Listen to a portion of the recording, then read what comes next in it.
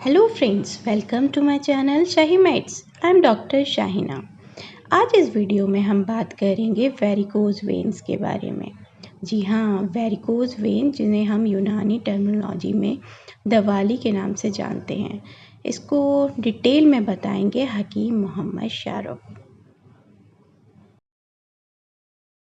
अस्सलाम वरहमतुल्लाहि वबरकातुहू। सर दिवाली के ऊपर ऐसा कोई आर्टिकल तो नहीं लिखा है, या लिखा हो तो मुझे याद नहीं है।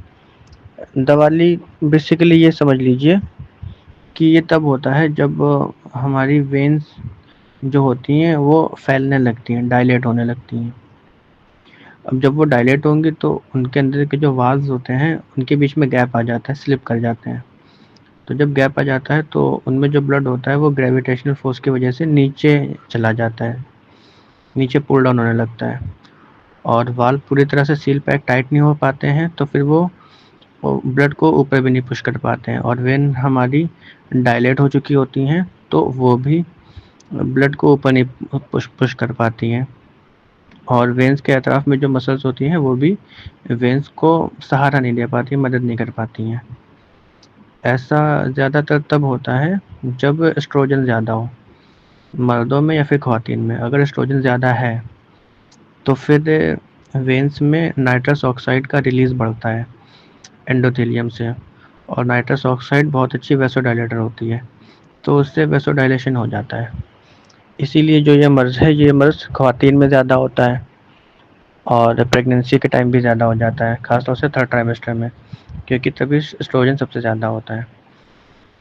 तो हमें सबसे पहले अगर इसका इलाज करना है तो हमें यही देखना चाहिए कि एस्ट्रोजन तो नहीं ज़्यादा है। एस्ट्रोजन ज़्यादा होगा तो उसकी अलामत मिल जाएंगी, ठीक। और फिर हमें ये देखना चाहिए कि एस्ट्रोजन क्यों ज़्यादा है, किस वजह से ज़्यादा है। एस्ट्रोजन ज़्यादा होने की अलामत यही मिलेंगी, जैसे अगर मर्द हैं तो उनमें फिर लिबिडो कम हो जाएगा, और जैसे कि मेल बूब्स हैं, गायनोकोमेस्टिया है, या फिर बेली फैट होगा, बेली बटन के नीचे ज़्यादा, हिप्स पर फैट होगा, और फेमिनाइन क्वालिटीज़ होंगी, उसी तरह की कैरेक्टरिस्टिक्स होंगी। ये सब मामलात मिल जाएंगे। और अगर फीमेल है तो उनमें भी ये होगा कि एस्ट्रोजन ज़्यादा है तो सबसे पहले तो हैवी ब्लीडिंग होगी, ब्लीडिंग ज़्यादा होगी। और अगर बहुत ज़्यादा है तो फिर उससे फिर एफएसएच भी कम हो जाएगा, तो फिर उनको ओलिगोमेनोरिया होगा, मतलब हैज़ का ड्यूरेशन बढ़ जाएगा, ऐसा। और इसके साथ साथ फीमेल में एस्ट्रोजन बढ़ने से माइग्रेन भी होता है, वो भी इसी वजह से, क्योंकि ब्लड वेसल्स बहुत ज़्यादा डायलेट हो जाती है, फिर वहाँ ब्लड सर्कुलेशन बढ़ जाता है।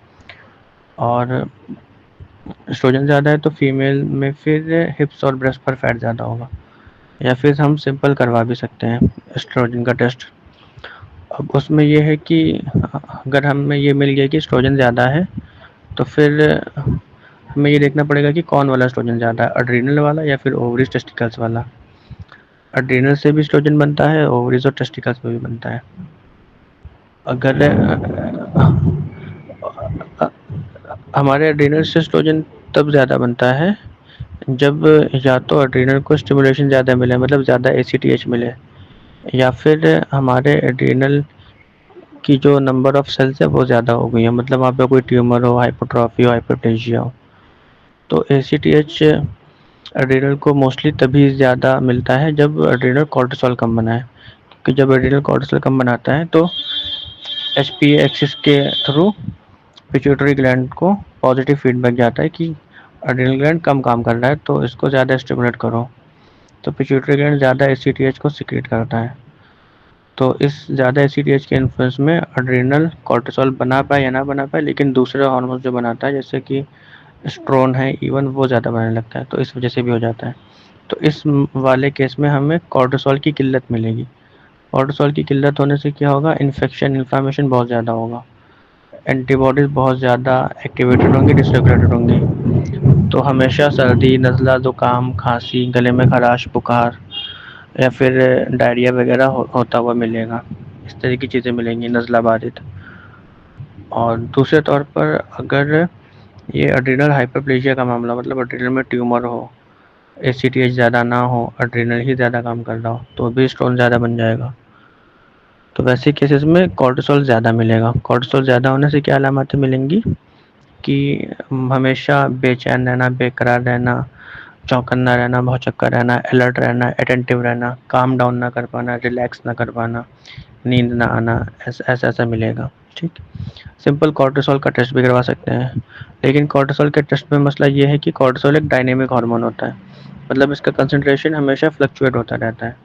تو اس کے صرف بلڈ میں اس کی ویلیو سے کورٹیسول کم ہے یا پھر زیادہ ہے, اس کو طے نہیں کر سکتے ہیں. تو اس کے لیے 24 آور یورینری کورٹیسول ہوتا ہے, مطلب اس میں پورے دن کی یورین کو کلیکٹ کر کے دیکھا جاتا ہے کورٹیسول کتنا ہے, پھر ایوریج نکالتے ہیں. وہ پاسبل نہیں ہے, تو پھر ہم جو کورٹیسول کا ٹیسٹ ہوتا ہے اسی سے اندازہ لگا سکتے ہیں. اگر کورٹیسول لوور لمٹ میں ہے تو اس کو پھر کم سمجھیں گے, اپر لمٹ میں ہے تو زیادہ سمجھیں گے. مارننگ ATM کورٹیسول کروا سکتے ہیں. ٹھیک, اگر یہ دکھ جاتا ہے کہ یہ کورٹیسول کی قلت کی وجہ سے جو زیادہ ACTH ہے اس کی وجہ سے اسٹون زیادہ ہے, تو اس کو ہم نزلہ بارش سمجھ کے علاج کریں گے. اس میں ہم اڈرینل انسفیشینسی سمجھیں گے, اور اڈرینل انسفیشینسی کو ذوف دماغ بارش سمجھیں گے. اس کے لیے دماغ کو گرم کرنے والی, بخار کو ختم کرنے والی گرم ادویہ کا استعمال کریں گے. اس میں یہ خیال رکھیں گے کہ ادویہ اتنی گرم ہو کہ ان کی گرمی دماغ تک محدود رہے, خون اور معدے میں نہ جائے, ورنہ پھر ان دوائیوں سے دوسرے سائڈ افیکٹ جیسے کہ لوز موشن اور ہیوینس اور انوریکسیا یہ سب زیادہ ہونے لگتا ہے. تو اس میں ہم ان دوائیوں کا استعمال کر سکتے ہیں, جیسے ماں سدرشن گنوٹی, حب شفا, حب ادراکی, اسمرتی ساگر رس, جوتشمتی رسائن, تکمہ کوش, تکمہ مالکندنی, تکمہ شیولنگی, اس طرح کی ادویہ. اور دماغ کو گرم کرنے کی ادویہ جیسے کہ لبوب کبیر, لبوب صغیر, ایسا. اور اگر ہمیں یہ ملتا ہے کہ یہ جو اسٹروجن زیادہ بنا ہے یہ اڈرینل کی وجہ سے بنا ہے, اڈرینل ہی زیادہ میں ہی ہائپرٹرافی یا ٹیومر ہو گیا, تو اس کے لیے ہم اس میں نزلہ ہار سمجھ سکتے ہیں یا دماغ کی گرمی سمجھ سکتے ہیں. تو اس طریقے کی دوائی دیں گے جو دماغ کو طاقت دے لیکن تاثیر میں ٹھنڈی ہوں, اور محللات بھی لگا دیں گے ٹھنڈے, جیسے کہ اس میں ہم دے سکتے ہیں خمیرہ سنجل سادہ, خمیرہ زبان سادہ, مفردہ بارد. اور اس کے ساتھ ساتھ جیسے صفوف بنا سکتے ہیں خود کا, بال چھڑ, مغز تخم کدو, چہار مغز, براہمی, شنکھ پشپی, ٹگر, وچ. اسی میں ہم اور ادویہ ملا سکتے ہیں اس کی اسپیڈ کو تیز کرنے کے لیے, جیسے سپتامرت لو, زہر مورا پشٹی, پروال پشٹی, مکتا پشٹی, اسمرتی ساگر رس, براہمی وٹی, بدھی ودک, اس طرح سے کر سکتے ہیں. اور ٹیومر جو ہے اس کو تحلیل, جو اڈرینل میں ٹیومر ہے اس کو تحلیل کرنے کے لیے گلم کالا, نلس, حب رسوت, یہ سب دے سکتے ہیں.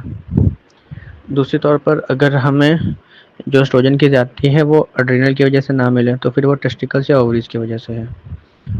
تو یہ جو اسٹروجن زیادہ ہے یہ اووریز یا ٹیسٹیکل سے بننے والا ہے. اب اووریز سے اسٹروجن کیوں زیادہ بن رہا ہے, کہ اووریز سے بننے والا اسٹروجن کیوں زیادہ ہے؟ دو ہی چیزیں ہو سکتی ہیں, یا تو اووریز ہی بہت زیادہ بنا رہی ہوں, یا پھر اووریز جتنا بنا رہی ہوں وہ باڈی سے نکل نہیں پا رہا ہو, کیونکہ جو بھی ہارمون ہوتا ہے وہ نکلتا رہتا ہے, کلیئر آؤٹ ہوتا رہتا ہے گردوں سے اور جگر سے. ٹھیک, تو اگر اووری ہی یا ٹیسٹیکل ہی زیادہ بنا رہے ہوں گے تو اووری یا ٹیسٹیکل میں ٹیومر, سسٹ, لمپ وغیرہ ہو سکتا ہے, وہ نہیں ہے تو پھر اس کا کلیئرنس کم ہو گیا ہے. کلیئرنس کیوں کم ہوا ہے, یا تو گردے سے کم ہوگا یا پھر جگر سے کم ہوگا. گردے سے کلیئرنس تبھی کم ہوگا جب گردوں میں ذوب ہوگا, گردوں میں ذوب ہوگا تو ذوب گردے کی علامات مل جائیں گی. اس میں یہ علامت ملیں گی جیسے ہمیشہ کمر میں درد, جوڑوں میں درد, ہڈیوں میں درد بنا رہنا. کیوں؟ کیونکہ گردے کمزور ہونے کی وجہ سے وٹامن ڈی ایکٹیویٹ نہیں ہو پاتا ہے, کیلشیم کا میٹابولزم بھی خراب ہو جاتا ہے. دوسرے طور پر اگر جگر میں کمزوری کی وجہ سے اسٹروجن کا کم ہوگا کلیئرنس, تو اس میں ذوف کبد کی علامات ملیں گی. اس میں کیا, جیسے کہ بھوک نہ لگنا اور بدن سوکھنا, کھایا پیا نہ لگنا. تو جو ملے گا اس کے علاج کر دیں گے. ذوف گردہ ملتا ہے تو گردوں کو تقویت دینے کی ادویہ دے سکتے ہیں. گردوں میں زیادہ تر معاملے میں ایسے معاملات میں حرارت رہتی ہے, تو گردوں کو طاقت دینے کی ٹھنڈی دوائی دے سکتے ہیں, جیسے گوکشادی, گگل, پننوادی, منڈور. اور اپنے طرف سے صفو بنا سکتے ہیں, اس میں مکو, خشک, تخم کاسنی اور پنانوا, ورڑ کی چھال اور اونٹ کٹارا، دھماسا، داغ، جھاؤ، اس طرح کی ادویہ شامل کر سکتے ہیں۔ اور اگر جگر میں ضعف ملتا ہے تو ضعف جگر کی دوائی شامل کر سکتے ہیں۔ زیادہ تر معاملات میں ان میں جگر میں بھی گرمی پائی جاتی ہے، تو اس میں جگر کو طاقت دینے کی ٹھنڈی ادویہ دے سکتے ہیں، جیسے زرشک، ریون چینی، بھوئی آملہ، پنرنوا، کال میگھ، بھرنگراج، بھانگرا، گل ختمی، گل سرخ، اس طرح سے سفو بنا سکتے ہیں۔ کیونکہ مارکیٹ کی جتنی بھی دوائیاں ہیں، ماجن دوال کرکم کبیر، جگرینا، لف 52، حبہ کابر، نوشادری، نمک جالی نوس، ان سب سے گرمی ہوتی ہے، تو جن کے لیور میں گرمی ہے ان کو دینے سے نقصان ہوتا ہے۔ پہلے اچھا رہتا ہے، لیکن پھر بعد میں سب کو کمپلینٹس ہونے لگتی ہیں۔ تو اس میں آیورویدک کچھ سیرپس آتے ہیں، وہ اچھا کام کرتے ہیں، وہ گرمی بھی نہیں کرتے، جیسے سانڈو کا جانڈکس آتا ہے، وہ دے سکتے ہیں۔ اور یہ تو ہو گیا یہ ویریکوز وین کا جو سبب ہے، اگر وہ اسٹروجن کی زیادتی ملتی ہے تو اس کا ازالہ۔ دوسرا، اسٹروجن کی زیادتی سے جو بلڈ ویسلز میں چیزیں ہو جاتی ہیں، جو وہاں پر ماہیت ڈیولپ ہو جاتی ہے، اس کو بھی ہمیں دیکھنا چاہیے۔ وہ کیا ہوتا ہے کہ بلڈ ویسلز پھیل جاتی ہیں، ڈائلیٹ ہونے لگتی ہیں، انقباض نہیں رہ پاتا ہے، تو اس کو ہم بلڈ ویسلز میں بلغم سمجھ سکتے ہیں، اور بلڈ ویسلز کے اطراف میں جو مسلز ہیں ان میں استرخا سمجھ سکتے ہیں بلغم کی وجہ سے، غلبہ کھلتے بلغم کی وجہ سے۔ تو اس کے لیے بلڈ ویسلز اور اس کے اطراف میں جو مسلز ہیں اس کو طاقت دینے کی گرم خشک ادویہ دے سکتے ہیں، جو ان میں انقباض پیدا کرے، کنسٹرکشن پیدا کرے، کہ بلڈ ویسلز اپنے اوریجنل شیپ میں دوبارہ آ جائیں اور کنسٹرکٹ ہو جائیں، ڈائلیٹ نہ رہیں، تو والو بھی سلپ ہونا بند کر دیں، اور ہارٹ کے رائٹ وینٹریکل کو بھی طاقت ملے کہ تاکہ وہ نیچے والے بلڈ کو گریویٹیشنل فورس کے اگینسٹ سکپ کر سکیں۔ اس کے لیے ہم دے سکتے ہیں پربھاکر وٹی، ہردیانہ ورس، اور فلوڈ لوڈ کم کرنے کے لیے گوکشاری اگل، پرنوادی منڈور، اور بلڈ ویسلز کو میں انقباض پیدا کرنے کے لیے وہاں کے اطراف کی مسلز اور نروز میں طاقت پیدا کرنے کے لیے کسیس بھسم، رس سندور، مکر دھوج، گودنتی بھسم، یا بہت اچھی دوائی بنانی ہو تو بسنت کسما کا رس، ہرد روگ چنتا مڑی رس، اس طرح کی ادویہ کا استعمال کر سکتے ہیں۔ اور اس میں یوگین رس بھی بہت اچھا کام کرتا ہے۔ تو اس طرح سے ہم ویریکوز وین کا علاج کر سکتے ہیں انشاءاللہ۔ اب اس میں ویریکوز وین بھی آ گیا، اور ڈی وی ٹی بھی آ گیا، اور ہیمورائڈس بھی آ گیا، کیونکہ ہیمورائڈس ہے پائلس ہے، وہ بھی انوریکٹل وینس کی ویریکوسٹی ہی ہے۔ بس اگر ہیمورائڈس ہو جائے گا تو اس میں ہمیں ڈائجیشن کو بھی دیکھنا ہے، معدے جگر کے افعال کو بھی دیکھنا ہے، اور یہ دیکھنا ہے کہ اسٹول کیسا ہارڈ ہے یا سافٹ ہے۔ اس طرح سے علاج کر سکتے ہیں۔ جزاک اللہ خیر۔